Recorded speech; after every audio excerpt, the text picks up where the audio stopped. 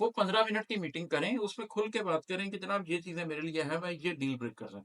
इससे रिश्ता खराब होगा, इससे ठीक होगा, उसकी बुनियाद पे रिश्ता करें।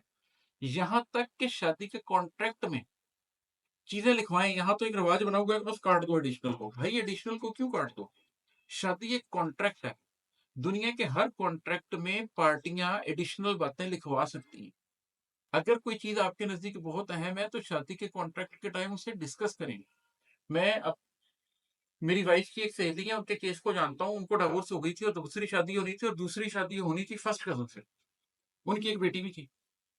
पूरे खानदान ने अज़्यूम कर लिया कि जब जानता है कि इस लड़की को तलाक हुई हुई है और इसकी एक 2 साल की बेटी है और फिर भी रिश्ता भेजा है, तो ज़ाहिर है उस बेटी को अपनी बेटी बनाकर ही रखेगा ना, डिस्कस करने की क्या ज़रूरत है? एक तो लोगों ने कहा कि लड़के से और उसके खानदान से डिस्कस कर लें कि बेटी बच्ची आपके साथ ही रहेगी। उन्होंने कहा ये तो अंडरस्टूड बात है, खाला का बेटा है, साथ ही रहेगी।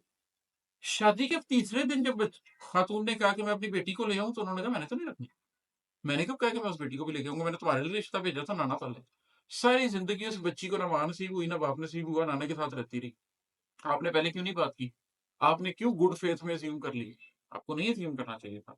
अगर आप पहले ये बात कर लेते कि ये मेरी बच्ची है, मैं तो शादी ही ना करूँ। मैं तो इस बच्ची की खातिर शादी करना चाह रही हूँ कि इसे बाप मिल जाए और तू फर्स्ट कज़न है, मुझे उम्मीद हुई है कि तू बाप बन के दिखाएगा, मैं इसकी वज़ह से शादी कर रही हूँ। इतनी बड़ी बात आपने डिस्कस नहीं की, अगले ने कहा मैं तो बाप हुई नहीं। किधर गया सारा मामला? चीज़ें पहले डिस्कस करनी चाहिए, उसको कॉन्ट्रैक्ट में लिख लेना चाहिए। निकाहनामे में ये बात लिखनी चाहिए थी कि इन खातून की एक बेटी है और इन साहब ने ये ज़िम्मेदारी ली है कि मैं बाप की तरह इनको रखूँगा, सारी ज़िंदगी पालूँगा, नाम नस्ता दूँगा, हमारे घर में रहेगी, क्यों नहीं लिखी?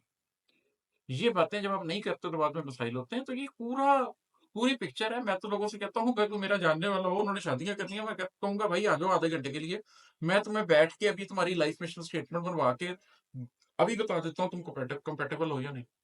साइकोलॉजिकल टेस्ट इतनी तरह के अवेलेबल हैं, ऑनलाइन जाएँ, गूगल पे सर्च करें, पर्सनैलिटी टेस्ट ही ढूँढ लें कि एमबीटीआई क्या है और बिग 5 क्या है। वो टेस्ट करके देख लें, उनके रिज़ल्ट ही मैच करके देख लें, आपको पता चल जाएगा ये मियाँ-बीवी एक-दूसरे के साथ चल सकते हैं या नहीं।